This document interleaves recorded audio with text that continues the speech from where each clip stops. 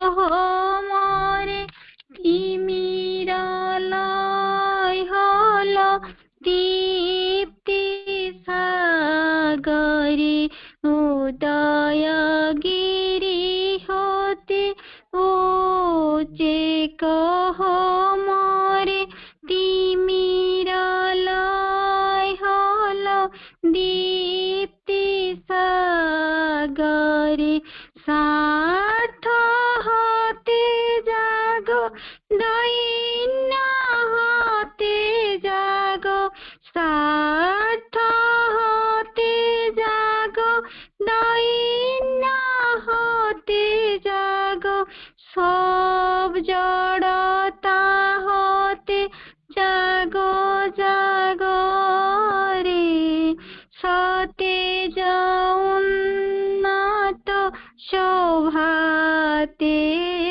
মোরে ডাকিলয়ে যাও মুক্ত দ্বারে তোমার বিশের শোভাতে মোরে ডাকিলয়ে যাও বাহির করো তব পথের মাঝে বরণ করো মোরে তোমার কাজে বাহির করো তব পথের মাঝে বরণ করো মোরে তোমার কাজে নিবিড় বরণ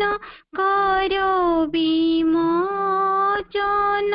মুক্ত করো সব তুচ্ছ শোচন নিবিড় বরণ করো বিমোচন মুক্ত করো সব তুচ্ছ শোচন ধৌত করো মম মুগ্ধ লোচন ধৌত করো মম মুগ্ধ লোচন তোমার উজ্জ্বল শুভ্রলোচন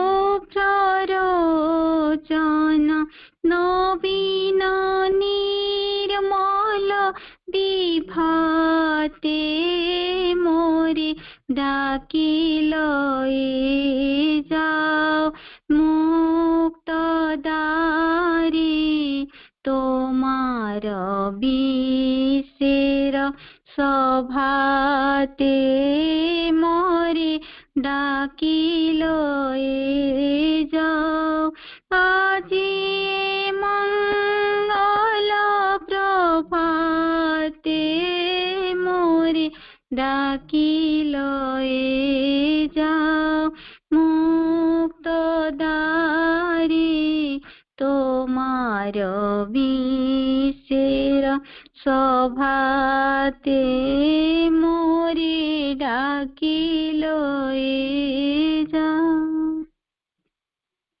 নমস্কার ভাই, নমস্কার ସମସ୍ତଙ୍କୁ ନମସ୍କାର। भाई नमस्ते। नमस्ते। शुरू करेंगे। नमस्ते।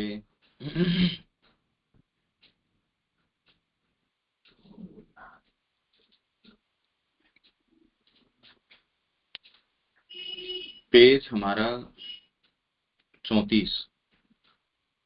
ये हमने पिछली बार किया जरूर था।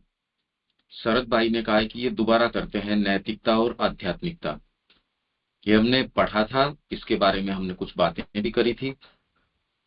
ये दोबारा मैं पढ़ना शुरू कर देता हूं। नैतिकता और आध्यात्मिकता। दरअसल मानव जीवन में सारी नैतिक समस्या प्राणिक इच्छा शक्ति के आवेगों और मानसिक शक्ति की निषेधाज्ञाओं के बीच संघर्ष पर केंद्रित है। नैतिक समस्या प्राणिक इच्छा शक्ति के आवेगों। एक बार मैं ये पूरा पढ़ देता हूं। इसके अंदर पहले तो आपके जो प्रश्न होंगे या आप क्या सोचते हैं वो, और अभी नैतिकता की क्या आवश्यकता है, आध्यात्मिकता कहाँ है, क्या बातें हैं, वो फिर बाद में इसको थोड़ा थोड़ा खोलते हैं कि हम बातें आध्यात्मिक कर रहे हैं पर अभी तो नैतिकता हटाने की क्या स्थिति में हैं हम। जब प्राणिक इच्छा शक्ति को मानसिक शक्ति के अधीन कर दिया जाता है तो व्यक्ति या समाज का जीवन नैतिक हो जाता है। आपकी जो वाइटल है उसको मानसिक शक्ति के अधीन कर दिया जाता है तो व्यक्ति या समाज का जीवन नैतिक हो जाता है। किंतु जब प्राणिक इच्छा शक्ति और मानसिक शक्ति दोनों ही समान रूप से किसी उच्चतर वस्तु अतिमानस के अधीन हो, केवल तभी मानव जीवन को अतिक्रम किया जा सकता है, तभी सच्चे आध्यात्मिक जीवन का, अतिमानव के जीवन का आरंभ होता है, क्योंकि उसका विधान भीतर से आएगा। वह दिव्य विधान होगा जो प्रत्येक सत्ता के। हेलो। हाँ, मैं एक प्रश्न थोड़ा रुकता हूँ, आपको डिस्टर्ब करता हूँ। ये जो बोला हाँ। हमारा जो प्राणिक इच्छा शक्ति वो मानसिक शक्ति के अधीन कैसे करते हैं, एक उदाहरण के हमारा जीवन का एक उदाहरण कैसे होगा? मैं एक बार प्राणिक इसको इच्छा पढ़ देता शक्ति हूँ, को फिर बाद में मानसिक के अधीन। मैं इसको पढ़ देता हूँ और फिर बाद में सेंटेंस बाय सेंटेंस जीवन से ही हाँ, जोड़ के खोलेंगे इसको। ठीक है, ठीक है, ठीक है। जीवन से ही जोड़ के इसको खोलने का हम प्रयास करेंगे, नहीं तो समझ में भी क्या आएगा।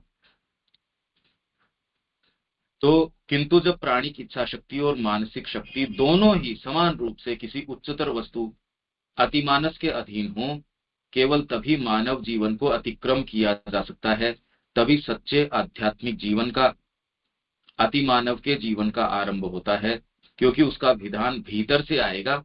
वह दिव्य विधान होगा जो प्रत्येक सत्ता के केंद्र में चमकता हुआ वहां भीतर से ही जीवन पर शासन करेगा। यह दिव्य विधान अपनी अभिव्यक्ति में तो बहुविध होता है पर अपने मूल में एक ही रहता है, और इस एकता के कारण ही वह विधान परमोच्च व्यवस्था और सामंजस्य का विधान है। इस प्रकार व्यक्ति अब और अधिक अहम्य हेतुओं, विधि विधानों या रीति रिवाजों से चालित न होते हुए, विधि विधान, रीति रिवाज ये सारे के सारे समाज के ऊपर पशु को रोकने के लिए हैं, सभी स्वार्थपूर्ण लक्ष्यों को त्याग देगा। पूर्ण निस्वार्थता ही उसका नियम होगा, इहलोक में हो या परलोक में।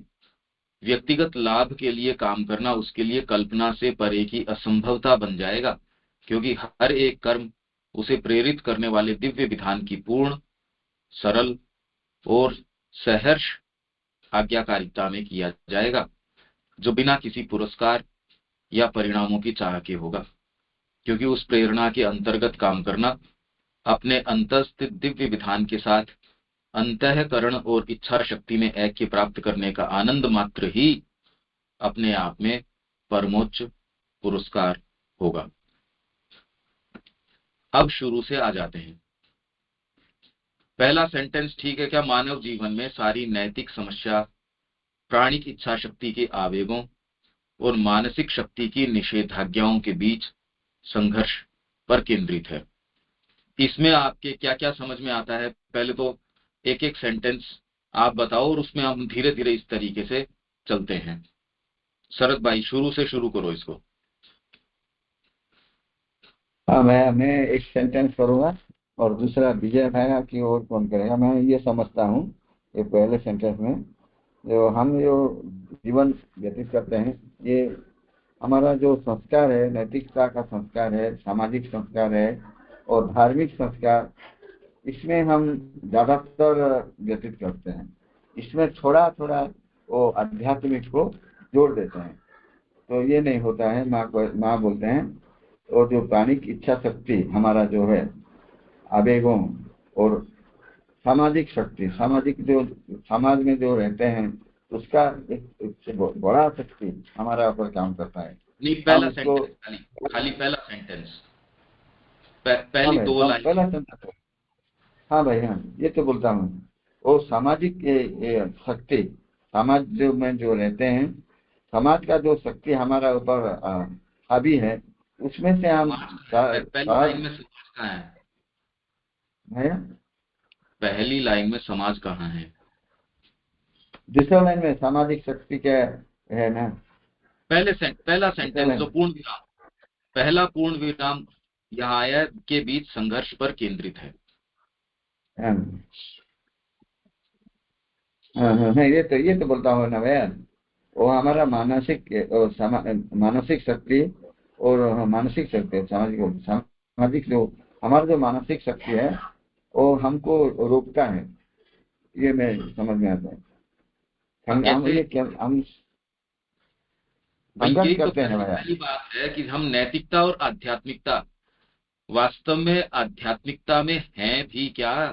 तो पहले तो अभी सारा प्रयास केवल आपकी प्राणिक शक्ति को रोकने का, इसलिए नैतिक विधान बनाया गया है। क्या हम इसके लिए तैयार तो हैं क्या? वर्तमान में समाज के अंदर सबसे जो प्रभावी चीज यूं तो है, वो है दंड विधान। हर समाज का अपने तरीके का है। उसके अंदर आप ये कार्य करेंगे तो ये समाज के या फिर आपके नैतिक नियम, जो जो यहाँ नियम बनाए बनाए गए हैं, उनके अनुसार है। अगर आप ये नहीं करते तो आपको दंड मिलेगा। जो व्यक्ति दंड विधान के आधार पे चलता है, अभी तो वो मनुष्यता के स्तर के ऊपर नहीं है, क्योंकि वो भय के कारण वो कार्य कर रहा है। तो इसलिए नैतिक मतलब जो नीति बनाई गई है, नीति इसलिए बनाई गई है, सामूहिक जीवन में कैसे रहोगे। धीरे धीरे एक परिवार का कॉन्सेप्ट है। एक व्यक्ति घोर रूप से, हर व्यक्ति जानता है वो कैसा है, उसमें मन है, प्राण है, शरीर है। मन है वो प्रिडोमिनेंटली, जो शरीर है वो है तामसिक, वो हिलना नहीं चाहता। शरीर की अपनी ये प्रकृति है, तमस है उसके अंदर।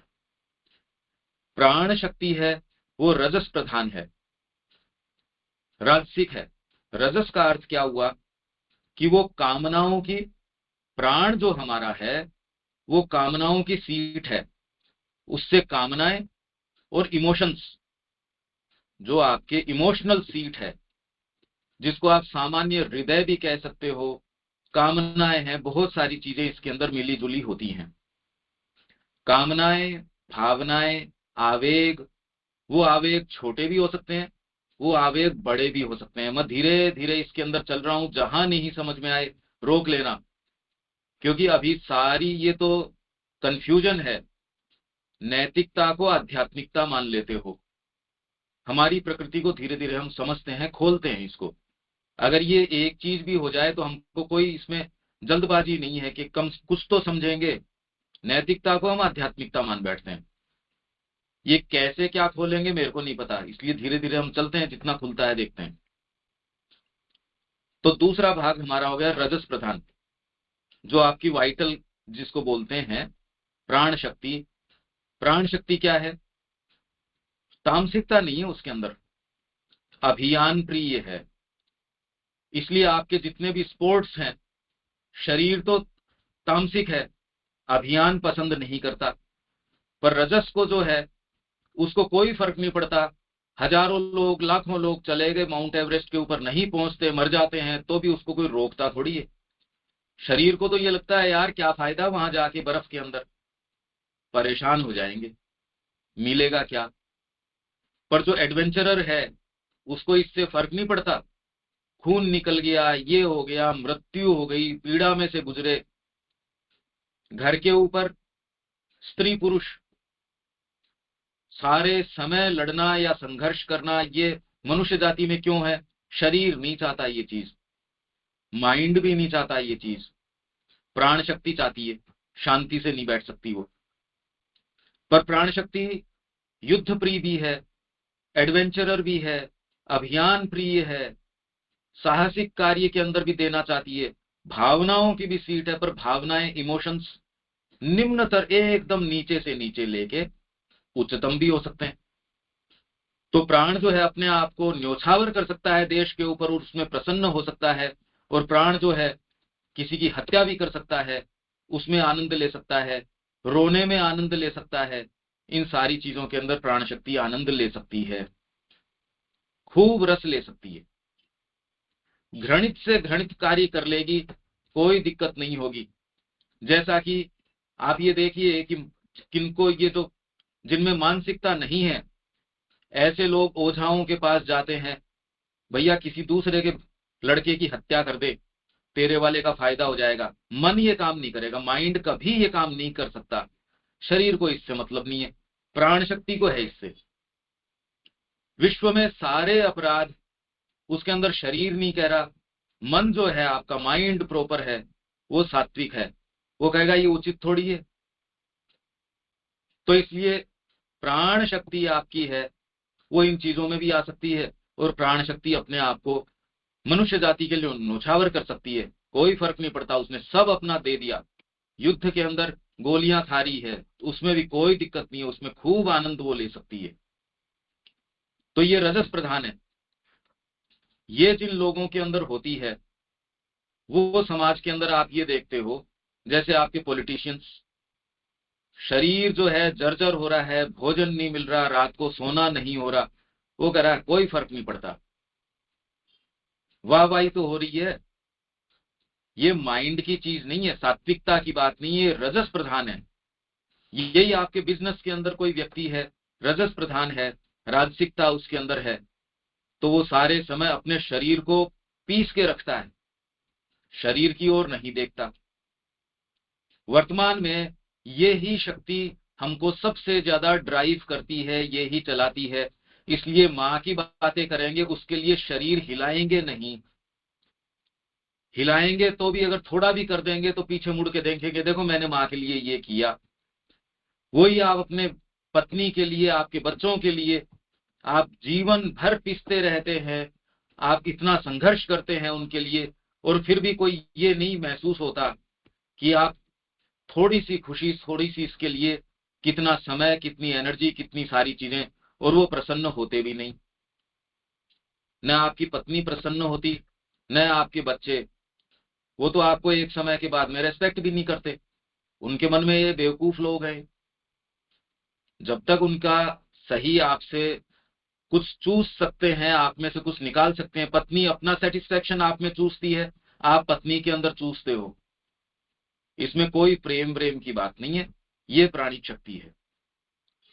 तो स्त्री पुरुष दो लड़ते थे, खूब लड़ते थे। एक बार माँ के पास गए, माँ ने कहा, भी माँ को वो कहते हैं, माँ हम बिल्कुल पसंद नहीं करते लड़ना, हम चाहते ही नहीं। माँ ने कहा तुम्हारी भौतिक तो नहीं चाहती, शरीर नहीं चाहता, प्राण चाहता है।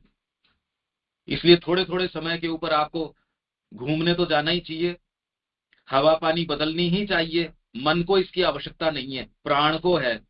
हर थोड़े थोड़े दिन के ऊपर, अरे भाई जीवन के अंदर देखिए वैरायटी तो होनी ही चाहिए, इसमें ये तो होना ही चाहिए। मैं तो कहीं गया ही नहीं इतने समय से। साधना वाले व्यक्ति को इन किन्हीं भी चीजों की आवश्यकता नहीं है। ये कुछ कुछ लक्षण हैं हमारी प्राणिक प्रकृति के, और हम सारे के सारे प्राण के सामने हाथ जोड़ के रहते हैं। ये प्राण की शिक्षा के अंदर आप माँ क्या कहती है उसको ध्यान से पढ़िए, क्योंकि प्राण ही आपको आपके कर्म की शक्ति प्रदान करता है। आपके मन में एक विचार आ गया, मेरे को गोल्ड मेडल प्राप्त करना है ओलंपिक के अंदर, पर अगर प्राण शक्ति आपको अपनी हेल्प नहीं प्रदान करेगी, शरीर सुबह उठेगा ही नहीं। माँ के लिए अब उनको अपन ने कह दिया भैया समय पे आ जाया करो, पर समय पे ही नहीं आ सकते। भैया आप ये ही तो जूझ रहे हो सारी चीज से। भक्ति है, भावना है, इमोशन है माँ के प्रति, उनके लिए भजन गाते समय आंखों में से आंसू भी आ जाएंगे, पर जो प्राण प्रकृति है, जो आपकी जीवन शक्ति है, वो इसमें कोई रस नहीं लेती। वो एक सीमा तक बस इतना तो माँ ठीक है, फोटो में ठीक है, यहां तक भी ठीक है, पर जहां आपके परिवार की बात आ जाएगी। इसलिए शिक्षा के अंदर कोई नहीं देना चाहता, जीवन के अंदर अपना जीवन नहीं देना चाहता। भजन तो गा ही रहे हैं, माँ मैं तेरा हूं, ये है वो है, सारी बातें हैं, आप पढ़ते भी हो। मन से आपको माइंड में क्लैरिटी भी आ जाएगी कि करने का कार्य तो माँ का ही है, माँ के लिए ही मेरा जीवन है, इसमें कोई विचार में दिक्कत नहीं है। विचार से जब कर्म के अंदर आता है, बीच के अंदर इसमें विच्छेद है, डिसजॉइंटेड चीज है, क्योंकि प्राण प्रकृति इसकी कोई बात करता ही नहीं। इसको तो नतमस्तक होके रहते हैं, हाथ जोड़ के रहते हैं इसके सामने। ये हमारी प्राण प्रकृति है। सामान्य प्राण प्रकृति मनुष्य की है, वो क्रियाशील है, वायलेंट है। तो जिस तरीके की है उसको कैसे कंट्रोल करो। भारतीय संस्कृति ने एक तरीके से कंट्रोल किया। उसने कैसे कंट्रोल किया? भारतीय संस्कृति ने आपके सामने ट्रिपल क्वार्टेट, चार चार के 3 विभाग रख दिए। भारतीय संस्कृति ने इस प्रकृति को कंट्रोल करने के लिए क्या किया कि जो व्यक्ति जहां है उसको वहीं से, पूरी संस्कृति ने उद्देश्य अपने सामने रखा, भगवान की ओर जाना। पर हर किसी से आप ये नहीं कह सकते कि बच्चा है तो वो अचानक ही भगवान के पास पहुंच जाएगा। वृद्ध व्यक्ति है, स्त्री है, पुरुष है, व्यापार में है, अभी शिक्षा ग्रहण कर रहा है, व्यापार के अंदर भी कोई घोड़ों का रक्षण कर रहा है, कोई बर्तन बना रहा है, कोई चित्रकार है, कोई कपड़ा बना रहा है, कोई मछलियां पकड़ रहा है। हर का अपना अपना, और कोई ग्रंथ का वाचन कर रहा है, उसका एक्सप्लेनेशन कर रहा है। इन सारों के साथ कैसे किया जाए? तो इन्होंने विभाग बना दिए, 4 वर्ण, 4 आश्रम, 4 पुरुषार्थ, जिसके अंदर 2 तो है ऊपर चढ़ती सीढ़ियां हैं। जिसके अंदर आश्रम, सबसे पहला ब्रह्मचर्य, ब्रह्मचर्य में तैयारी करवाएंगे पूरी की पूरी, फिर गृहस्थ, फिर वानप्रस्थ और सन्यास। सीढ़ियां क्यों बनाएंगे? कि आप जहां भी हो वहां से चलना भगवान की ओर है। फिर आपके पुरुषार्थ, काम, अर्थ, धर्म, मोक्ष, सारे पहुंच जाए ये जरूरी नहीं है, पर समाज के अंदर सामने आपके आदर्श रखा जाता था और शिक्षा उसी तरीके से होती थी। पर इसमें सबसे इंपॉर्टेंट फैक्टर था एक आपके वर्ण। ये बाकी 2 सीढ़ियां तो ऊपर चढ़ती हैं, वर्ण ऊपर नहीं चढ़ता। वर्ण तो आत्मा ने तय कर दिया कि वो यहाँ क्या संसिद्ध करने के लिए आई है। ब्राह्मण, क्षत्रिय, वैश्य और शूद्र, ये आत्मा भाव लेके आती है। और ये भाव किस आधार पे है? जो माँ का सिंबल जो आप देखते हो, उसमें 4 महाशक्तियां हैं, महेश्वरी, महाकाली, महालक्ष्मी, महासरस्वती। ये चारों ही देवियां माँ की पूर्णता, माँ की शक्ति को यहाँ प्रकट करने के लिए हैं। इनको प्रकट करने के लिए अब महेश्वरी, महेश्वरी का प्रभाव जिसके अंदर ज्यादा होगा उसको ब्राह्मण कहेंगे आप। महाकाली का जिसके अंदर ज्यादा प्रभाव होगा उसको क्षत्रिय कहेंगे। महालक्ष्मी का होगा उसको वैश्य कहेंगे, वणिक नहीं, वैश्य।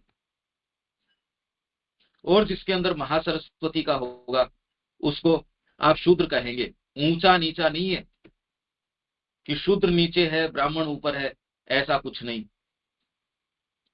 इस तरीके से हर व्यक्ति जिसको जो कर्म में सुविधा है, जिसका जो वर्ण है, अगर आपको आपके अनुकूल कार्य दे दिया जाता है, आपके अनुकूल पेशा दे दिया जाता है, अनुकूल शिक्षा, अनुकूल परिवार, कोई दिक्कत नहीं आएगी।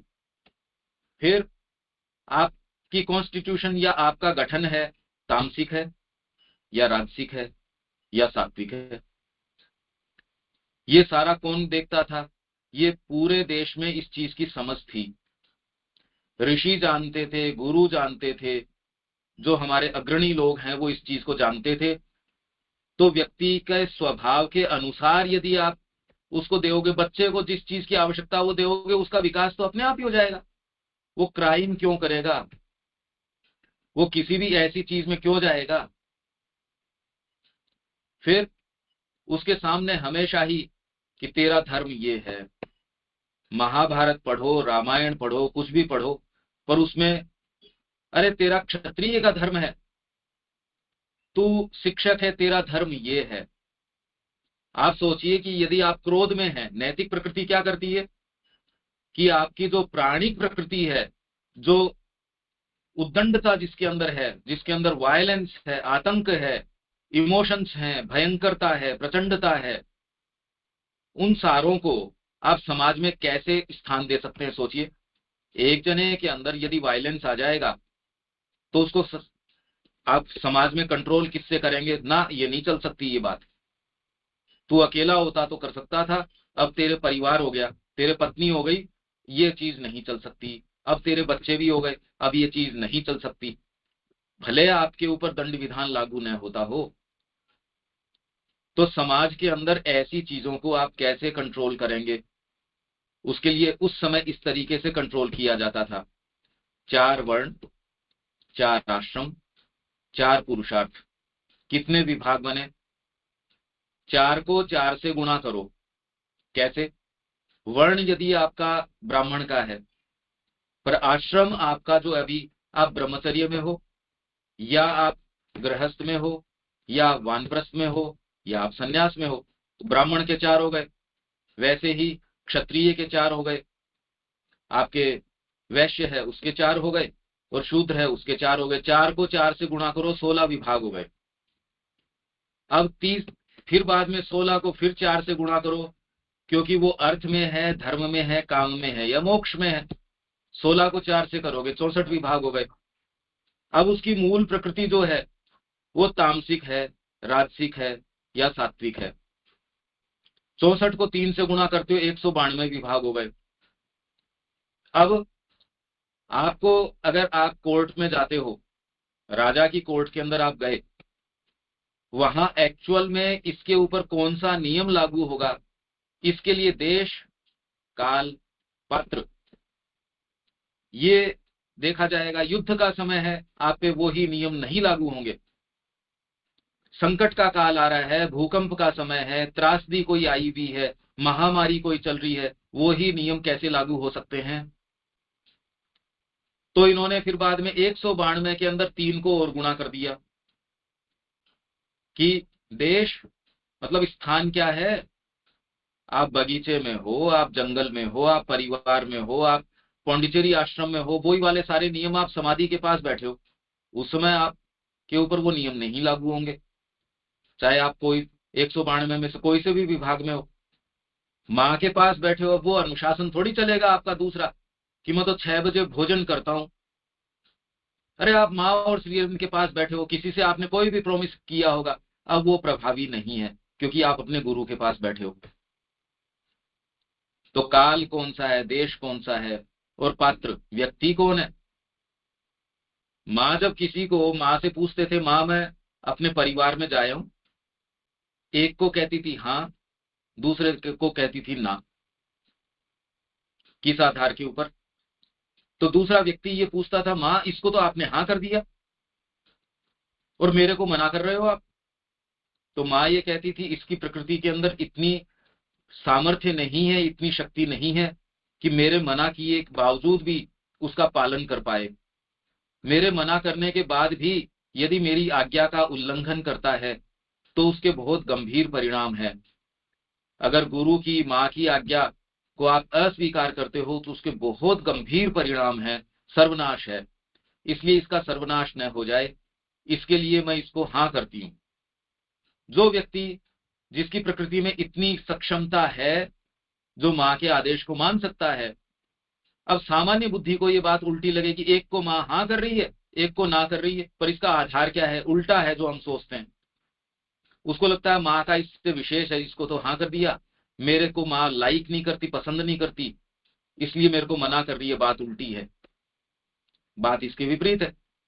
तो ये निर्णय किसके आधार के ऊपर है? देश, काल, पात्र। पात्र कौन है सामने? तो जब समाज को इस तरीके से व्यवस्थित किया जाएगा तो इसके अंदर क्राइम नहीं होगा। क्राइम क्यों है? आपकी प्रकृति आपके कंट्रोल में नहीं आ रही। नहीं तो आप विचार से भी ऐसी चीज नहीं करेंगे। यदि आपकी बुद्धि प्रखर है तो आप वो कार्य नहीं करेंगे।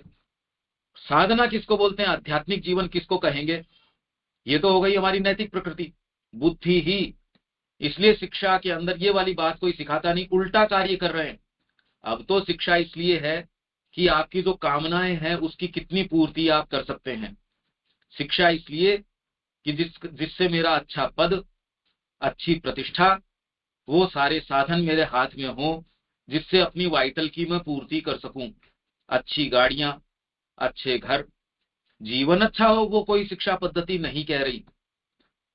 आपके जो जो उपभोग की, भोग करने की लालसाएं हैं, कामनाएं हैं, उनकी पूर्ति आप कर सकोगे। हालांकि ये शिक्षा पद्धति उसको भी इंश्योर नहीं कर रही। इसलिए पॉलिटिकल पार्टीज एजेंडा उनका क्या है?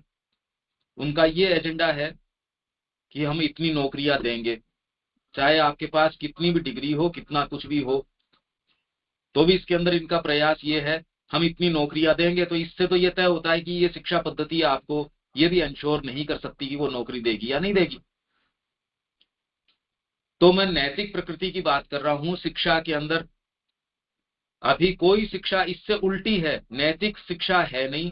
अभी तो शिक्षा ये है कि आपकी प्राणिक प्रकृति को कितना उभार दिया जाए। इस कॉलेज से, इस जगह से इसको डिग्री मिली है तो इसको तो नौकरी जल्दी मिल जाएगी, इसके पास वो सारे साधन होंगे जिससे ये सारे उपभोग के साधन इकट्ठे कर सकता है।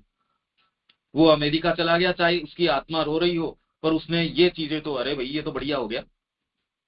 आध्यात्मिकता में उल्टी चीज है। आध्यात्मिकता के अंदर यदि आप प्राणी प्रकृति या कोई लोअर कोई भी पुकार है उसकी बात सुन के चलते हो, आग लग जाएगी।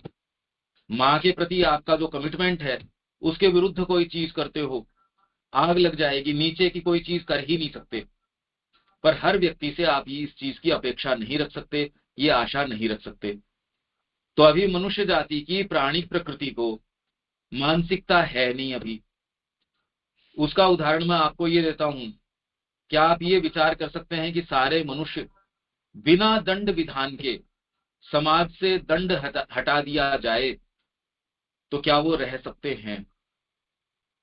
शरद भाई, अगर दंड विधान हटा दिया जाए, क्या एक प्रांत, एक राष्ट्र, एक कोई समाज चल सक रहा है क्या? आज कोई स्थिति है ऐसी? हेलो। हाँ भाई, अभी तो संभव नहीं है। नहीं है। कोई प्रांत, कोई परिवार से लेकर देश तक कहाँ भी अभी संभव ही नहीं है। अभी तो संभव ही नहीं नहीं है, होगा। कल्पना में भी नहीं आ सकता कि दंड विधान हटाने के बाद कैसे रह सकते हैं। ये तो कल्पना से परे की बात है। और ये काम तो मानसिकता को कर ही देना चाहिए। अगर आप बुद्धि आप में है, आप मनुष्य हो, तो दंड विधान के आधार पे क्यों चलना चाहिए? क्या आपने सबने एक व्यवस्था कर ली और सारे उसको स्वीकार कर रहे हैं? हमको इस तरीके से चलना चाहिए। सबने बैठ के, भाई 4 जने हम हैं, हम बैठ के कह रहे हैं कि भाई एक सही चीज ये रही, इतने समय पे अपन भोजन कर लेते हैं। कॉन्स्टिट्यूशन क्यों बनाया जाता है? जिससे सामूहिकता एक तरीके से चले। उसमें दंड विधान लागू करना कोई आवश्यक नहीं है। अगर आप में खाली बुद्धि हो, माइंड हो, तो दंड विधान कॉन्स्टिट्यूशन में आने की कोई आवश्यकता नहीं है। दंड विधान आएगा ही तब जब ऐसे तत्व हैं जो कह रहे हैं हम नहीं मानते इसको, हम बुद्धि की नहीं मानेंगे। हमारे जो निरंकुशता है, या आप अगर हटा दिया जाए दंड विधान को, आप बुद्धिमान व्यक्ति भी हो, तो भी ये वाली प्रकृति भीतर प्रवेश कर जाएगी, पता नहीं क्या क्या कार्य करवा लेगी। भोजन आपके सामने आएगा, आप अपराध कर बैठेंगे उसके लिए। परिवार आपके सामने आएगा, आप कितना भी सिंथेसिस पढ़ो, लाइफ डिवाइन पढ़ो, आप तो जानते ही हो क्या क्या हमारी प्रकृति है। हम मानसिक सत्ता अभी हैं क्या? मेरा तो प्रश्न ये है, क्या हम मानसिक सत्ता हैं? क्या इस स्तर पे मनुष्य जाति, या हम तो हैं क्या जो मां श्री अरविंद के संपर्क में है, कि ये विधान हटा दिए जाएं तो क्या हम मनुष्य के जैसे निवास कर सकते हैं? ये प्रश्न है। क्या प्राणी प्रकृति प्रवेश नहीं करेगी? हम नहीं जानते क्या अपनी प्राणी प्रकृति को, शरद भाई?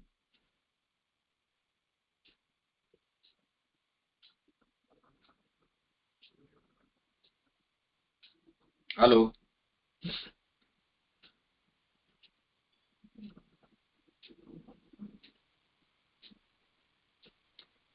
हेलो शरद भाई, मेरा प्रश्न। हाँ। हेलो।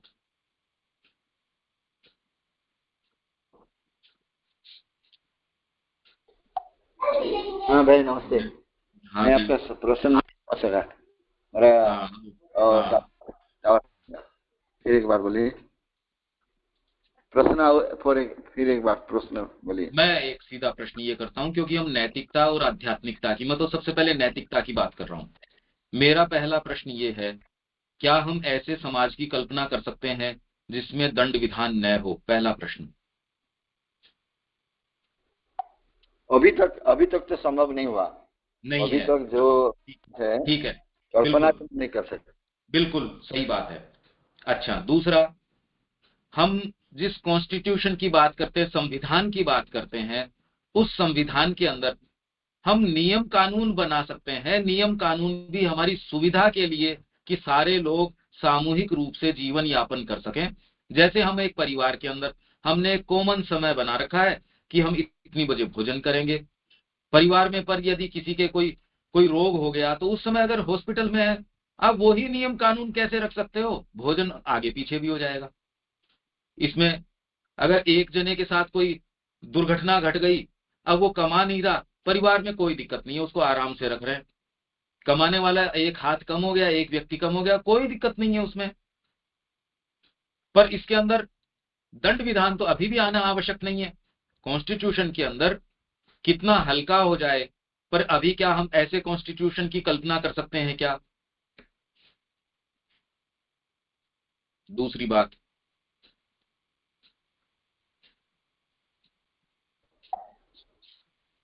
हाँ भाई, ये जो अभी तो जो कॉन्स्टिट्यूशन हमारा देश के लिए, देश के भलाई के लिए, देश का भलाई अर्थात मानवता के भलाई के लिए ही है। तो नहीं ये तो अभी नहीं, तक भी पूरा नहीं हुआ भैया। ऐसे मानवता के लिए नहीं है। देश का अपना एक अभी तक विधान नहीं हुआ होता है। है, मानवता को वो नहीं लेके चलते। वो जितना छोटा या बड़ा देश है, वो तो खाली अपनी सीमाओं, जो भौगोलिक सीमाएं हैं, राजनीतिक सीमाएं हैं, उनके हिसाब से वो तय होता है। आपका कॉन्स्टिट्यूशन, उसमें मानव जाति बीच में नहीं आती। ये तो सनातन धर्म मानव जाति की बात करता है, कोई भी आज तक तो मानव जाति की बात करता नहीं। हाँ जी, नलिनी जी बोलिए। नहीं नलिनी, मैं शरद भाई बोलता हूँ। अच्छा। ये क्योंकि ये मैं मानवता नहीं बोला, देश का मानव के जो वहाँ रहते हैं भूखंड में, उसके लिए ही, उसका उन्नति के लिए। वो तो आध्यात्मिक क्या नहीं बोलता हूँ, उसका वो कैसे उसका सामाजिक स्तर, आर्थिक स्तर, ये उन्नति के लिए हमारा कॉन्स्टिट्यूशन बनाया गया है। सब देश का, सब राष्ट्र का होता है। उन्नति के लिए नहीं वहाँ बनाया गया। आध्यात्मिकता नहीं रहता, उन्नति, आध्यात्मिकता नहीं रहता है। उन्नति के लिए नहीं है, उसके व्यवस्थापन के लिए है। उसकी व्यवस्था किस तरीके से सुचारू रूप से चलाई जा सके, तो इसके लिए है कि हम सारों को सामूहिक रूप से किस तरीके से लेके चलें, जिसमें शिक्षा कैसे हो, दूसरे देशों से हमारी रक्षा किस तरीके से हो, हमारे कोई संकट आ जाता है तो उसमें पैसे का आवंटन किस तरीके से होगा। इस फील्ड में पैसा इसमें दे देंगे, रक्षा में दे देंगे, इसमें दे देंगे, उसमें दे देंगे। ये आप व्यवस्था एक कॉन्स्टिट्यूशन से, कि हम एक सामूहिक रूप से जीवन जीना चाहते हैं, चलो हम ऐसे जीते हैं। पर ये हमारे लिए एक अभिशाप बन जाता है, ये ही कॉन्स्टिट्यूशन। सारे भाषणों के अंदर कॉन्स्टिट्यूशन को इतना ऊंचा बता दिया जाता है कि और पालन कोई नहीं करता उसका। कॉन्स्टिट्यूशन की दुहाई सारी पार्टीज देती हैं, दोनों बैठ के, पालन उसका कोई नहीं करता, केवल उसका खंडन करते हैं। पर कॉन्स्टिट्यूशन भी अपने आप के अंदर दंड विधान शामिल करे, यह आवश्यक नहीं है। दंड की कोई आवश्यकता नहीं है मनुष्य को, पर हम इसकी कल्पना नहीं कर सकते। और कोई भी कॉन्स्टिट्यूशन है वो ये बिना दंड विधान के चलता नहीं। कॉन्स्टिट्यूशन में यही तो है कि आपके ये नियमावलियां हैं, ये नियमावलियां कोई आवश्यक नहीं है। आप और मैं दोनों बैठे हैं, हम दोनों को जो सुविधा है, हमने दोनों ने तय किया। चार जने आ जाएंगे तो चार जने एक दूसरे की सुविधा असुविधा देखेंगे, और सारे सामंजस्य में हैं, क्योंकि एक ही विचार से भावित हैं, कोई दिक्कत नहीं है। माँ के पास 2000 लोग वहां हैं, उसमें कहीं कोई दिक्कत नहीं है। फार्म हाउस के ऊपर है, वो फार्म हाउस के ऊपर है। समाधि वाला समाधि के पास है। एक उद्देश्य के लिए है, कहीं कोई इसमें विभेद नहीं है, दंड की कोई आवश्यकता नहीं है। तो इसलिए यहां तक तो आप समझ आ रही है आपके शरद भाई?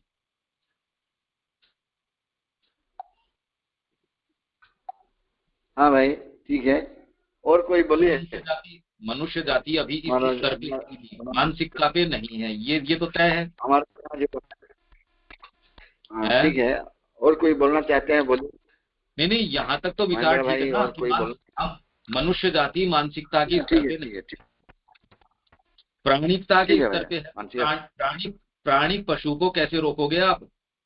उसके लिए आप दंड विधान लागू करते हो, या और दंड भी कैसे? भाई दंड तो सारों को तो नहीं दे सकते। तो मन से आप, बुद्धि से आप एक कि भाई ये चीज गलत है और ये चीज सही है, तो इसको बोलते हैं निषेधाज्ञा। तो मानव जीवन में पहला सेंटेंस आ गया, सारी नैतिक समस्या, नैतिक जो नीति, नीति कौन बनाएगा? प्राण नहीं बनाएगा, नीति बनाएगा मन। क्योंकि मन जो है प्रधानतः सात्विक है, प्रधान रूप से मन हमारा सात्विक है। वो चीजों के सही गलत को देखता है, प्राण चीजों के सही गलत को नहीं देखता। प्राण चीजों के रुचिकर अरुचिकर को देखता है। मेरे को ये अच्छा लगता है, मेरे को ये अच्छा नहीं लगता, मेरी ये कामना है, मेरी ये कामना की इससे पूर्ति नहीं होती। मेरी कामना की पूर्ति के अंदर जो सहयोग करता है वो मेरा मित्र है, वो मेरा ये है, मेरा वो है। जितने दिन तक वो मेरी प्राणिक कामना की पूर्ति करता है, मेरी पत्नी है तो अच्छी है, मेरा बच्चा है तो अच्छा है, मेरा जो भी है वो अच्छा है।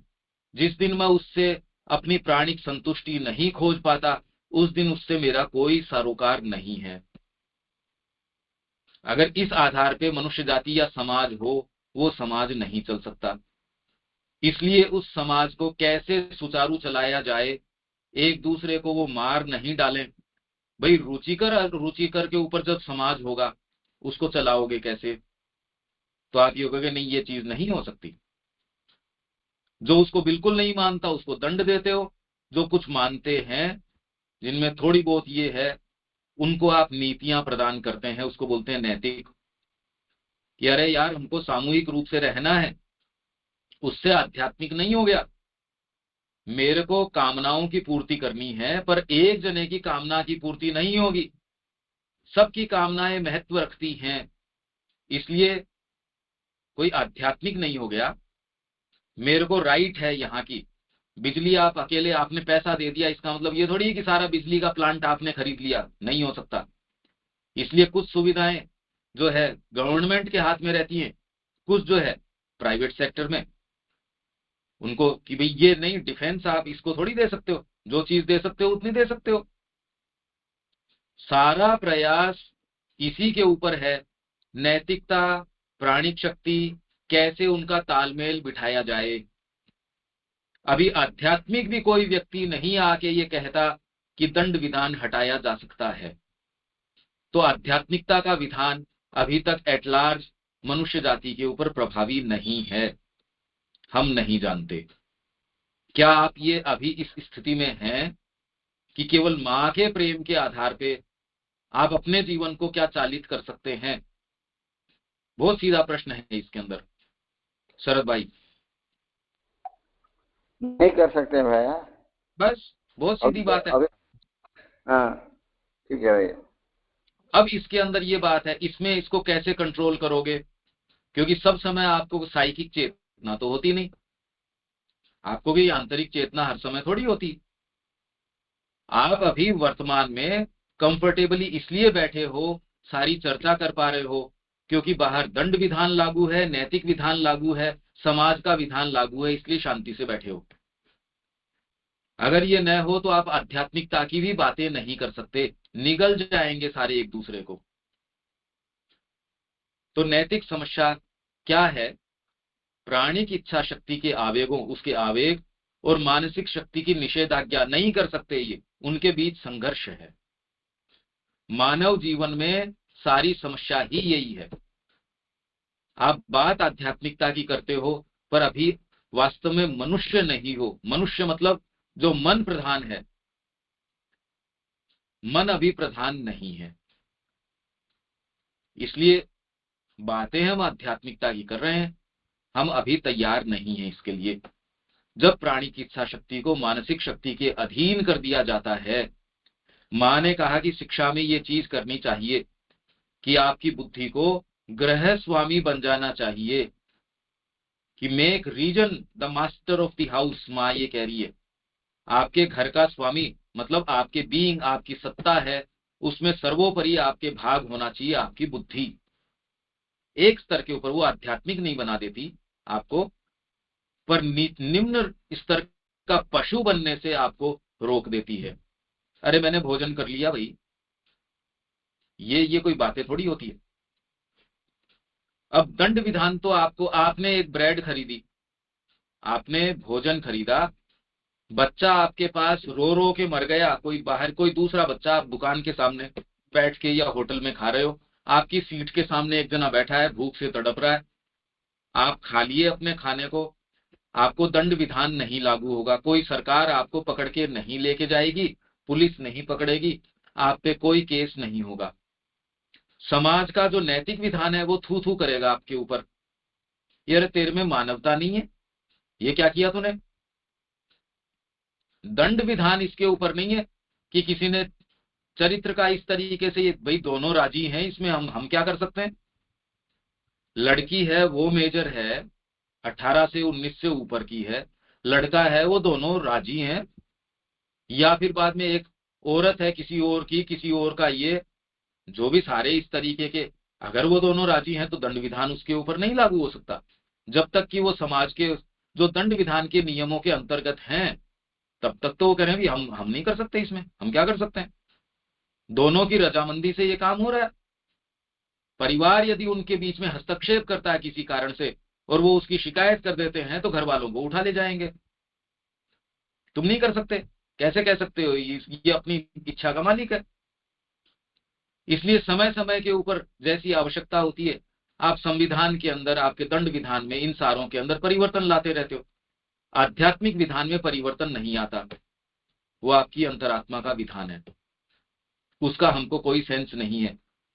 हमारा ग्रुप बातें जरूर करता है, उसको आइडिया ही नहीं है ये होता क्या है। मैं आपके सामने एक पिक्चर खोल के दिखाना चाह रहा हूं, हमारी वर्तमान स्थिति क्या है। तो सारा संघर्ष इसके बीच में है। माने का शिक्षा के अंदर आपकी बुद्धि को सर्वोपरि रखना चाहिए। अगर बच्चे के अंदर ये चीज आ जाएगी कि मैं उचित करूंगा, रुचिकर अरुचिकर नहीं, उचित अनुचित, तो जीवन में बहुत बड़ी लगाम लग जाएगी आपके जीवन में। यदि राष्ट्रीय स्तर पे ये किया जा सके, क्राइम लगभग जो है ना बहुत लेवल के ऊपर तो रहेगा ही नहीं। तो इसलिए प्राणी की इच्छा शक्ति को मानसिक इच्छा शक्ति, मानसिक शक्ति के अधीन कर दिया जाता है, पर है नहीं वर्तमान में।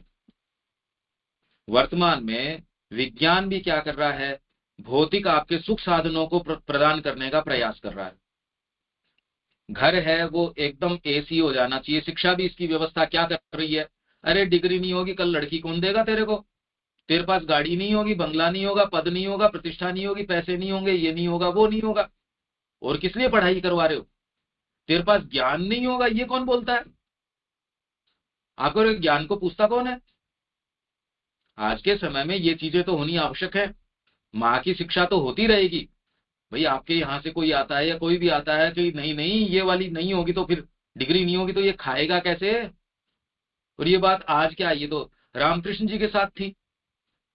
रामकृष्ण जी के भाई ने ये कहा कि पाठशाला के अंदर, तो उनका कि इससे क्या होगा, कि पेट कैसे भरेगा अगर ये तू पढ़ेगा नहीं तो कहा उसके लिए तो नहीं पढ़ूंगा, निरक्षर रहे जीवन भर।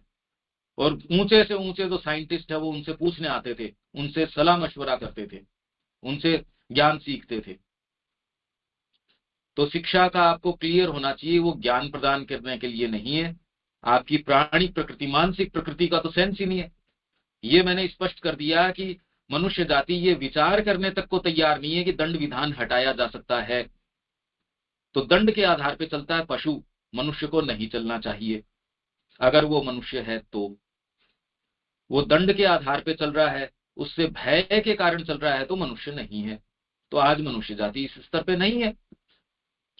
विज्ञान भी आपको कौन सी चीज प्रदान कर रहा है, वो केवल आपकी प्राणिक और भौतिक जो कामनाएं हैं उनकी पूर्ति, नए नए गैजेट्स, उनमें जो आपको असुविधा हो रही है यात्रा करने के अंदर, गाड़ी बहुत अच्छी होनी चाहिए, उसमें जो जो समस्याएं हैं वो सारी समस्या को विज्ञान आपकी चेतना में परिवर्तन नहीं ला रहा, चेतना को तो नीचे डाल रहा है। उसने आपके हाथ के अंदर मोबाइल जैसी एक चीज दे दी जो आप बहुत बहुत सतर्क हो तो भी आपको निचले स्तर पे गिरा देगी। तो विज्ञान की कोई एक ऐसी चीज नहीं है जो आपको प्रदान करी और उसका उसने आपसे हर्जाना न भरा हो, और जो उसने दिया उससे आपसे छीन लिया कई चीजें ऐसी। भाई आपने मेरे को भोजन प्रदान किया, मैं उसके लिए आपको भी इतने का भोजन है, उससे 4 गुनी कीमत ले लूं, 5 गुनी ले लूं, पर उसके लिए आपका बच्चा भी ले लूं, आपकी पत्नी ले लूं, आपके सुख साधन वो सारे ले लूं, तो आप कहे भी ये क्या बात हुई, ये इसकी क्या कीमत है।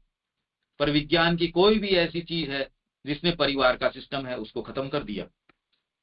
आप व्यक्तिगत रूप से एक दूसरे से प्रेम से साथ नहीं बैठ सकते। धीरे धीरे धीरे आप सारी व्यवस्था को देख सकते हो। इसने आपको जो प्रदान किया है, प्रदान तो इसने कोई थोड़ी सी चीज करी है, और आपसे लिया क्या है।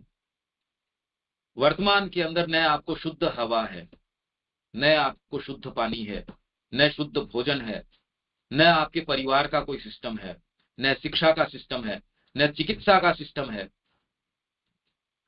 कल एक व्यक्ति बता रहा है 2 करोड़ रुपए उसने अपने पिताजी के ऊपर 2 साल के अंदर खर्च कर दिए, अच्छे पैसे थे, 2 साल इलाज चला ऐसे हॉस्पिटल के अंदर जिसके अंदर कहते हैं अच्छा उसमें तेरे को बेड मिल गया, जहां सिफारिश से बेड मिलता है, सिफारिश से ये होता है, वहां 2 साल 2 करोड़ रुपए खर्च कर दिए, और मृत्यु उस रोग से हुई जो उसके थी, मतलब उसका इलाज जिससे चल रहा था। कह रहे समस्या लंग्स के अंदर थी, इलाज हार्ट का चल रहा था 2 साल से। उन्होंने जाते ही सारी रिपोर्टें भी निकाली होंगी पूरे शरीर की, आपको बड़ी उन्होंने सारी चीजें दी होंगी। ये स्थिति है, हमको चिकित्सा नहीं है, हमको स्वास्थ्य नहीं है, हमको शिक्षा नहीं है, हमको हवा नहीं है, पानी नहीं है, परिवार नहीं है, कुछ नहीं है। ये वर्तमान स्थिति है। आध्यात्मिकता छोड़ दो, मैं सामान्य मानवीय जो आवश्यकताएं हैं मानव जीवन की उसकी बात कर रहा हूं। ये वहम आप मन से निकाल दीजिए, और आने वाले समय में एआई जो आपके साथ आर्टिफिशियल इंटेलिजेंस है, वो शिक्षा की आवश्यकता ही नहीं रहेगी। आप क्यों भाषा के ऊपर दिमाग लगाओगे। ऑलरेडी उसने कितनी नौकरियां हैं वो, भाई आदमी तो ह्यूमन एरर करता है। अमेजोन के इतने इतने बड़े वेयर हाउस है, आदमी तो उसको मैनेज ही नहीं कर सकता, सब रोबोट्स कर रहे हैं।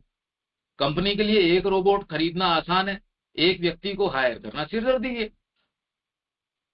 और जहां मजबूरी है आदमी को रखना, वो धीरे धीरे धीरे धीरे सॉफ्टवेयर बना रहे हैं। सॉफ्टवेयर भी आदमी को बनाने की आवश्यकता नहीं है, एआई आपको जैसा चाहिए वैसा सॉफ्टवेयर बना देगी।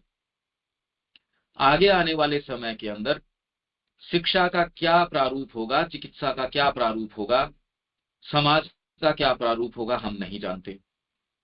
आध्यात्मिकता, अंतरात्मा, इन शब्दों का हमको सेंस नहीं है। वो केवल तब तक हम कंफर्टेबल हैं जब तक समाज के अंदर दंड विधान है।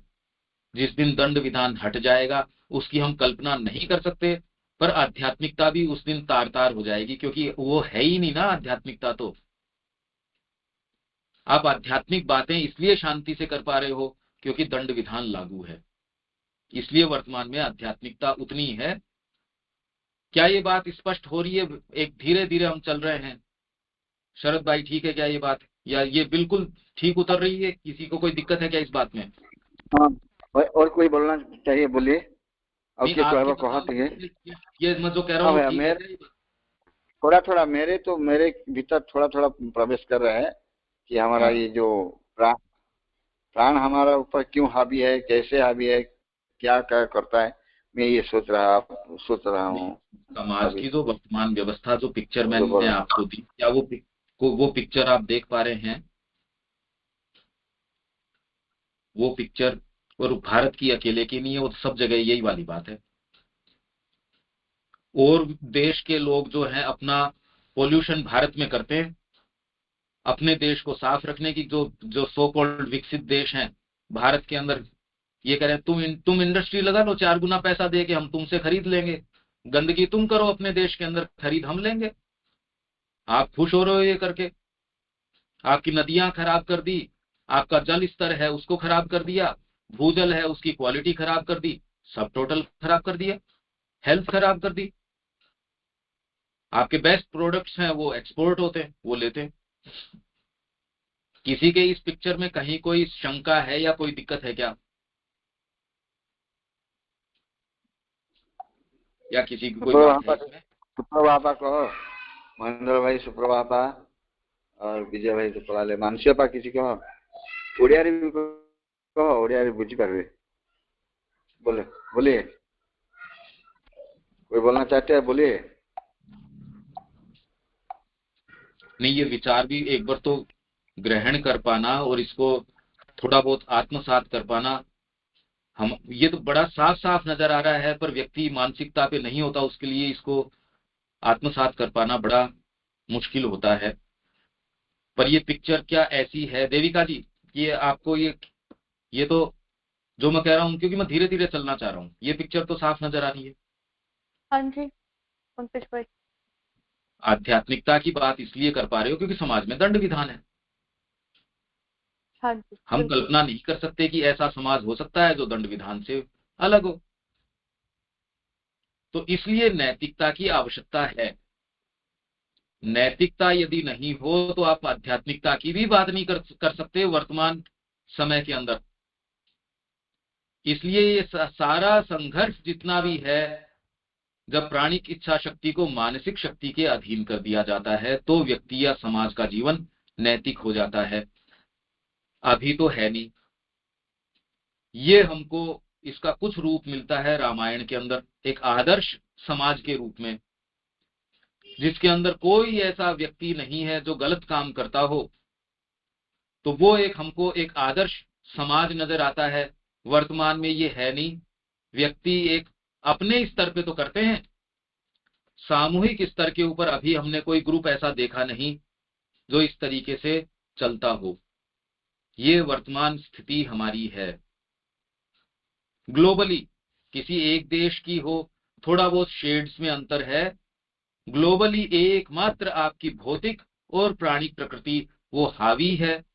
मन जो है इनसे ऊपर की शक्ति होना चाहिए, पर अभी वर्तमान में इनका दास है, आपके प्राण का और आपके शरीर का। इसलिए मानसिक शक्ति के अधीन प्राणिक शक्ति नहीं है। अभी वर्तमान के अंदर मानसिक शक्ति प्राणिक और भौतिक शक्ति के अधीन है, उल्टा है। न आपको शिक्षा इसके लिए कोई दे रही। इसलिए श्री अरविंद ने कहा कि चेतना में परिवर्तन एकमात्र, और कोई व्यक्ति संसार का आज तक नहीं कह रहा ये बात कि मनुष्य जैसा है यदि वो वैसा ही रहता है, कोई हायर पावर नहीं आती तो हमारी मनुष्य की जो समस्याएं हैं उनका निराकरण नहीं हो सकता। आप कितने भी ये सत्र कर लीजिए, कितना कुछ भी कर लीजिए, आज तक तो उसने कुछ किया नहीं। उसका कारण ये है। क्या आपका ग्रुप तो दंड विधान के हिसाब से चल सकता है क्या? तो उसका आपका उत्तर है नहीं। तो हमको इसका उत्तर कहीं और गहराई में, अब फिर बाद में बात दूसरी आ जाती है। तो आगे हम चलते हैं। किंतु जब प्राणिक इच्छा शक्ति और मानसिक शक्ति दोनों ही समान रूप से किसी उच्चतर वस्तु, इसमें अगर आपका प्रवेश हो तो फिर आपका प्राण, आपकी वाइटलिटी वो भी मां के चरणों में है और बुद्धि भी मां के चरणों में है। बुद्धि फिर एक मंत्री हो जाता है। बुद्धि स्वयं राजा नहीं रहती। बुद्धि हाथ जोड़ के मां से अपने ऑर्डर्स लेती है। ये फिर बाद में आपका एक मंत्री बन जाता है और ऑर्डर्स को, प्रधानमंत्री है वो, ऑर्डर्स राजा से लेता है और दूसरे भागों के ऊपर वो काम करता है। बुद्धि का ये कार्य है। वर्तमान में बुद्धि है नहीं। वर्तमान के अंदर तो हर कोई जो लुटेरे हैं वो आपके स्वामी बने हुए हैं। इसलिए आप चाहे कितना भी अध्ययन कर लीजिए, कितना कुछ भी कर लीजिए, जीवन पे प्रभाव नहीं आता। भावना कुछ भी हो जाएगी, कुछ भी हो जाएगा, पर हम तो जीवन पे प्रभाव चाहते हैं। तो समान रूप से किसी उच्चतर वस्तु अतिमानस के अधीन हो, केवल तभी मानव जीवन को अतिक्रम किया जा सकता है। तभी सच्चे आध्यात्मिक जीवन का, अतिमानव के जीवन का आरंभ होता है। क्योंकि उसका विधान भीतर से आएगा। बुद्धि अभी वर्तमान में क्या है, आपकी बुद्धि मां श्री अरविंद को का आकलन करने का प्रयास करती है। जगत कैसा है आपका प्राण बताता है, बुद्धि उसकी सेवा में है। इसलिए आप कहते हो क्या करें, परिवार नहीं छूटता, क्या करें, ये वाली चीज नहीं छूटती। ये प्राण की बात है और घोर तामसिकता की बात है। हम हिलना नहीं चाहते, हम साहस नहीं करना चाहते।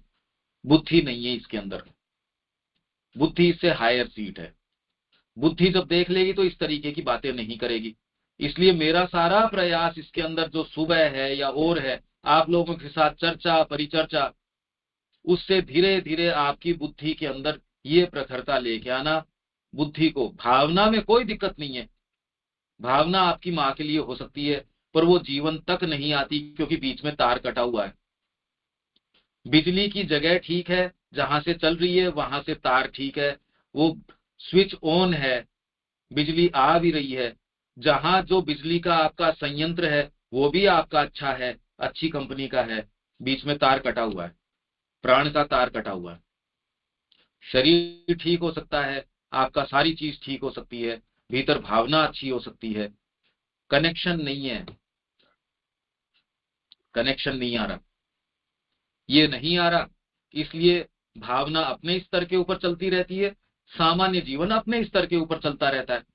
सामान्य जीवन पे कभी भी जो आपका भीतरी जीवन है उसका प्रभाव कोई विशेष आता नहीं। कई क्षण आपके अंदर ऐसे होते हैं जब आप माँ से प्रार्थना करते हैं रोते हुए, माँ क्या जीवन ऐसा ही चलेगा, ये कभी आता नहीं। अगर आता है तो भी उसका कारण ये है, ये कनेक्शन नहीं बैठ पा रहा। तो जब बुद्धि या मन और प्राण जब किसी गहरी चीज, ये फिर बाद में साधना में प्रवेश किए बिना नहीं हो सकता। ये साधना में डायरेक्टली प्रवेश, ये आध्यात्मिक जीवन है जो अपने ऑर्डर्स अपनी अंतरात्मा से और उसका प्रतिनिधि गुरु, यदि आपको गुरु मिल जाते हैं उनसे आप लेना शुरू कर देते हो। ये फिर बाद में आपके जीवन को बिल्कुल पलट देता है। फिर आपका जीवन नैतिक है ये नहीं रहता। अब आप आध्यात्मिकता में प्रवेश कर जाते हो। तो क्योंकि उसका विधान भीतर से आएगा, वह दिव्य विधान होगा जो प्रत्येक सत्ता के केंद्र में चमकता हुआ, ये साइकिक है आपका, वहां भीतर से ही जीवन पर शासन करेगा।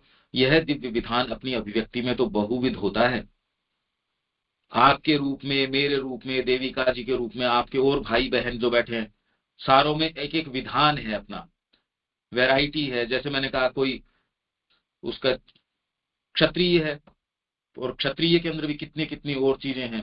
किसी में आत्मा का प्रकाश किस तरीके से, किसी में वर्ण के रूप में, किसी में अलग अलग अलग अलग, हर एक व्यक्ति भी कितनी वैरायटी है। भावना जब उस माँ के प्रति होगी तब अलग उसका चेहरा हो जाएगा, जब उसमें क्रोध होगा तो व्यक्ति कुछ और है, परिवार के अंदर है कुछ और है। तो इसलिए दिव्य विधान है एक ही, परमात्मा का अंश है हम सबके अंदर, अभिव्यक्ति में बहुविध है, बहुत अलग अलग तरीके का, मूल में एक ही रहता है। और इस एकता के कारण ही वह विधान परमोच्च व्यवस्था और सामंजस्य का विधान है। इसलिए हम एक हैं। जैसे ही हम ये कहते हैं माँ के बच्चे हैं, हम देखो एकदम एकजुट हो जाते हैं। इस प्रकार व्यक्ति अब और अधिक अहम में हेतु, मेरा परिवार, मेरा ये, जैसे कहते हैं माँ का है, तो उसमें हम फिर बाद में ईगोइस्टिक मोटिव्स के लिए नहीं, विधि विधान या रीतियों से चालित नहीं होते, स्वार्थपूर्ण लक्ष्य है उनको त्याग देते हैं। पूर्ण निस्वार्थता ही उसका नियम होगा। ये तो सहज है। अरे भाई, एक परिवार के अंदर भी व्यक्ति अकेला होता है, जब शादी हो जाती है तो मैं का दायरा दो में बढ़ जाता है। मेरा बच्चे हो गए तो अब इसके अंदर मेरे बच्चे, तो भोजन को शेयर करने में दिक्कत नहीं आती है आपको। इनफैक्ट आप भूख मर के उसको देते हो, उसमें कई बार आपको आनंद ज्यादा आता है। पर हो अभी परिवार के अंदर यही आपका दायरा किसी व्यक्ति का, कि वो समाज को भी देता है, वो अपने राष्ट्र के लिए भी देता है, वो अपने प्रांत के लिए भी अपने समय को इसको देता है। तो कह रहे भाई ये व्यक्ति विशेष है। ऐसे लोगों की बात होती है कि इसने शादी नहीं करी, इसके पास जो धन था वो इसके लिए दान कर दिया, गौ सेवा में दे दिया, अनाथ बच्चों के लिए दे दिया, इसके लिए दे दिया। तो ऐसों को आप कहते हो ये थोड़ा निस्वार्थ है। अभी भी खैर वास्तव में उसने अंतरात्मा के नियम को नहीं स्वीकार किया, पर वो एक घोर स्वार्थी, अपने ऊपर ही केंद्रित, उससे थोड़ा सा वो ढीला पड़ा है कि यह लोक में, इस जगत में या परलोक में व्यक्तिगत लाभ के लिए काम करना उसके लिए कल्पना से भी परे की असंभवता बन जाएगा। जो आध्यात्मिक व्यक्ति है वो सहज उसके लिए है। इसलिए आपकी प्रगति हो, माँ के रास्ते पे वो पूरा प्रांत चले, उसके लिए नहीं। मेरे को ये बताइए, मैं आपके पीछे कितने लंबे समय पड़ा रहा, कि किस चीज के लिए? क्योंकि इसमें कोई ये चैरिटी की बात नहीं है, इसके अंदर ये बात है, अरे अपना ही प्रांत है, माँ का प्रकाश वहां नहीं होगा तो फिर कहाँ होगा, ये बात है। क्योंकि हर एक कर्म उसे प्रेरित करने वाले दिव्य विधान की पूर्ण, सरल और सहज आज्ञाकारिता में किया जाएगा, क्योंकि भीतर से आएगी बात। तो जब माँ आपको एक चीज कहेगी, मेरे को कहेगी, तो हम दोनों एक दूसरे से लड़ाई कैसे कर सकते हैं? क्योंकि एक ही इंटेलिजेंस से, जब एक ही ब्रेन से कोई सजेशन आता है तो दो हाथ आपस में लड़ाई थोड़ी करते हैं। आपके ब्रेन ने ये कहा कि भोजन करूंगा, तो हाथ जाता है मुंह में, आपका हाथ चला जाता है। जब ब्रेन में और इनमें कनेक्शन में दिक्कत आती है तो एक दूसरे से संघर्ष की, तब आप जीवन नहीं जी पाते। उठ के चलना चाहते हो, गिर जाते हो, कनेक्शन नहीं बैठता। और मां से यदि हम संपर्क में हैं तो मेरी और आपकी बात अलग अलग नहीं हो सकती। दंड विधान की आवश्यकता ही क्या है? आपकी अंतरात्मा से विचार आएगा, आपके भी वही आएगा, मेरे भी वही आएगा, हम क्यों अलग अलग काम करेंगे? इनफैक्ट बैठ के चर्चा करने की भी आवश्यकता नहीं है। सहज आपके इंट्यूशन होगी, अंतः प्रेरणा होगी। माँ और श्री अरविंद को शब्दों के आदान प्रदान की आवश्यकता ही नहीं थी। वो सारे, कितनी सारी बातें बस एक एक आपस में आंखों का आदान प्रदान हुआ, उसमें हो गई। हम साथ में रह रहे हैं, हमको आवश्यकता ही नहीं है। 10 दिन बात नहीं करी, कोई खास बात नहीं है। 5 मिनट हमने एक दूसरे से बात करी, सारे मुद्दे तय हो गए। दूसरे ने कहा इतनी देर में। वहीं अगर आपके अंदर ये सेंस नहीं है, अंतर्ज्ञान नहीं है, इंट्यूशन नहीं है, बड़ी बड़ी सेमिनार करते रहोगे, बड़ा, और उसका निष्कर्ष जीरो, कुछ नहीं। पैसा खर्च कर लिया, फ्लाइट से बुला रहे हैं, होटलें बुक कर रहे हैं, खाना तय कर रहे हैं, ये कर रहे हैं। अरे भैया, निष्कर्ष क्या निकला इसका? मुद्दा क्या है? कुछ नहीं, कुछ भी नहीं। या फिर हमने एक समिति बनाई इसके लिए, ये ऐसे कार्य करेगी, उसमें ये पदाधिकारी होंगे, इसके अंदर ये कोषाध्यक्ष है, ये इसका प्रेसिडेंट है, ये इसका ये है। 10-5 दिन बाद में उनके ईगो आपस में क्लैशेस में आ जाएंगे, एक दूसरे से लड़ना शुरू कर देंगे, जो कि लगभग सारी सोसाइटीज, चाहे वो श्री अरविंद के नाम से हो या किसी के भी नाम से हो, ये होता है। ये यदि मनुष्य जाति के लिए हम ऐसी कल्पना कर रहे हैं, अभी वर्तमान में तो कल्पना भी नहीं कर सकते। देखिए आप, सहर्ष आज्ञाकारिता में किया जाएगा हर कार्य, जो बिना किसी पुरस्कार या परिणामों की चाह के होगा। पुरस्कार क्या है? मां से जुड़े हो, और पुरस्कार क्या चाहिए, और परिणाम क्या चाहिए? क्योंकि उस प्रेरणा के अंतर्गत काम करना, अपने अंतःस्थित दिव्य विधान के साथ अंतःकरण और इच्छा शक्ति में ऐक्य प्राप्त करने का आनंद मात्र ही अपने आप में परमोच्च पुरस्कार होगा। ये पिछली बार हम इतना नहीं खोल पाए थे, आज हम धीरे धीरे, आप इसको वापस सुनना, क्योंकि ये इतनी गंभीर बातें हैं। हम इस तरीके से जगत को, अपने समाज को देखते नहीं। वर्तमान में आप आध्यात्मिकता की, दिव्य जीवन की, अतिमानस की ये बातें करते हैं। स्थिति हमारी ये है कि हम दंड विधान के बिना सेफली घर में बैठ भी नहीं सकते। तो ये मनुष्यता की स्थिति नहीं, पशुता की स्थिति है। तो नैतिक विधान इसलिए आवश्यक है। आध्यात्मिक विधान और गहरे से आता है। तो हमको क्या करने की आवश्यकता है, क्या नहीं है, आप धीरे धीरे इस पे विचार कीजिए। ये मैंने इस पूरे पैसेज को खोल दिया, पर इस पे आपको स्वयं विचार करना पड़ेगा। रोज इसके ऊपर विचार कीजिए, इससे मानसिकता का विकास होगा। और कोई बात है शरद भाई? हाँ भैया, इसको हम रोज, हर क्षण इसको ही हमको ध्यान लगाना पड़ेगा कि हम क्यों, हमारे ये जो प्राणिक इच्छा शक्ति में जो हम रहते हैं, इसके क्यों ऊपर नहीं उठ सकते हैं?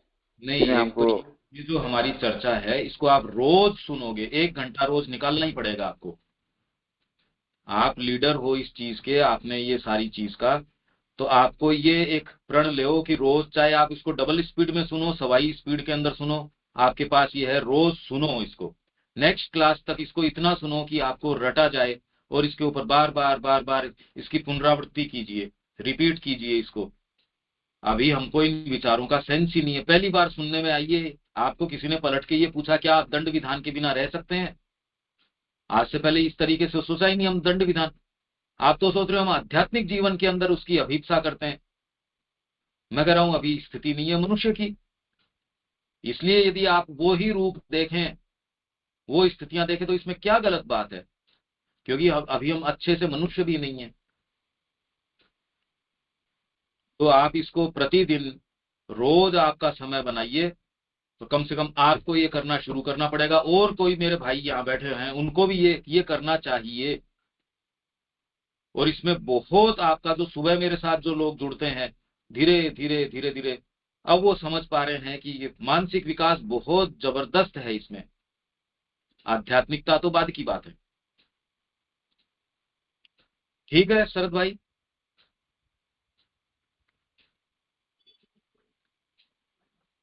और भी किसी के कोई बात है तो 1 मिनट आप बोल लीजिए।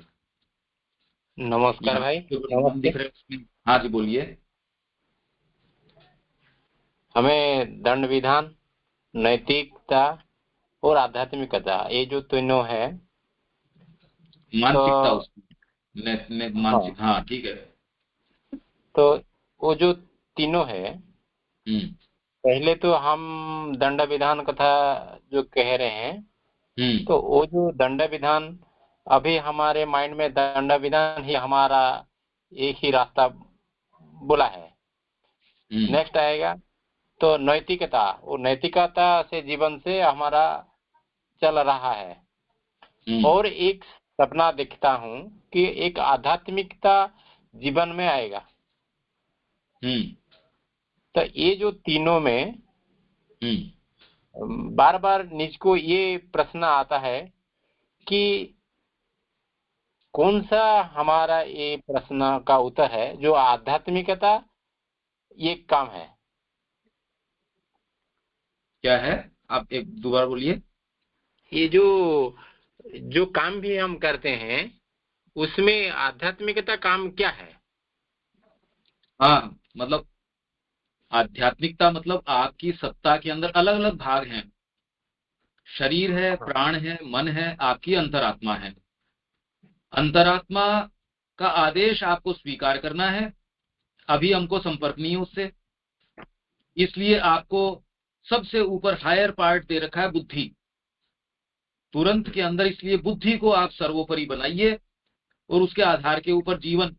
भाई इसमें मेरे को ये बताइए कि जिसकी स्मोक करने की, बीड़ी पीने की आदत है, सिगरेट पीने की आदत है, गुटखा खाने की आदत है, शराब की आदत है, ये तो नैतिकता ही रोक देगी इसको, बुद्धि ही रोक देगी कि ये कर्म तो ठीक नहीं है, मनुष्य के लिए ठीक नहीं है।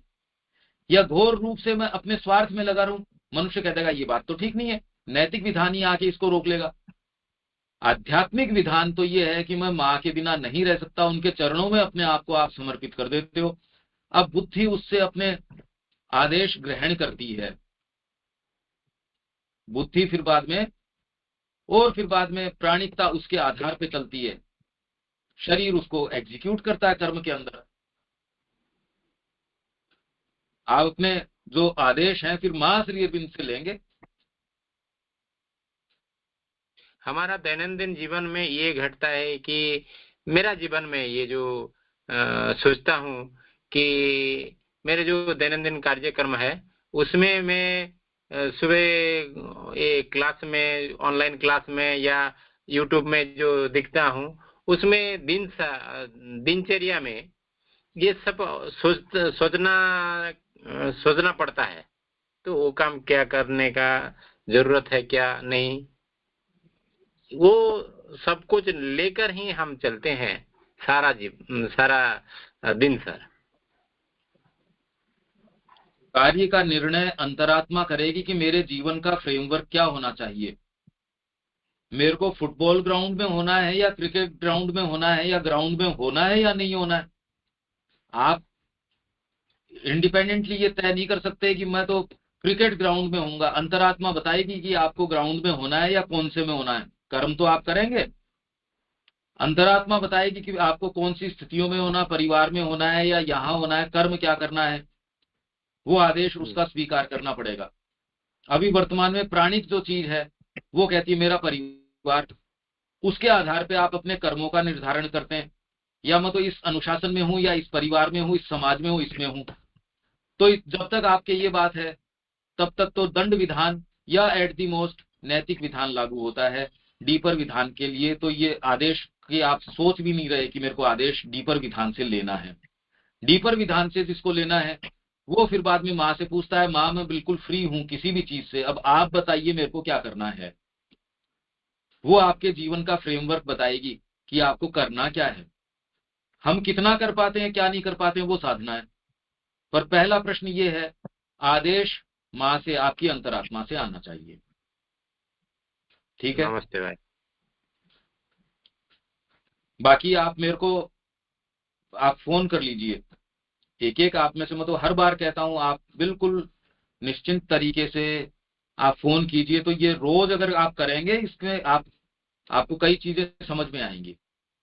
अभी वर्तमान में तो अब समय नहीं है हमारे पास में, अभी विराम देना पड़ेगा। शरद भाई यहाँ विराम देना पड़ेगा। हाँ भैया, टाइम हो गया, ठीक है। हाँ, नमस्ते भैया। नमस्ते, नमस्ते सुप्रभा जी। नमस्ते भैया, सुबह 6 बजे हम ज्वाइन कर सकते हैं क्या? 7 हाँ 6 निश्चित ज्वाइन कर सकते हो, और उसके लिंक में आपको ग्रुप के अंदर अभी दे दूंगा, आप सुबह जुड़ सकते हो उसमें। ठीक है भैया, आप नमस्ते। अगर जुड़ेंगे उससे तो आपका बिल्कुल जीवन जो है कई चीजें चेंज हो जाएगी उसमें। हाँ भैया, मैं तो यही चाहती हूँ। जय नमस्ते भैया। श्री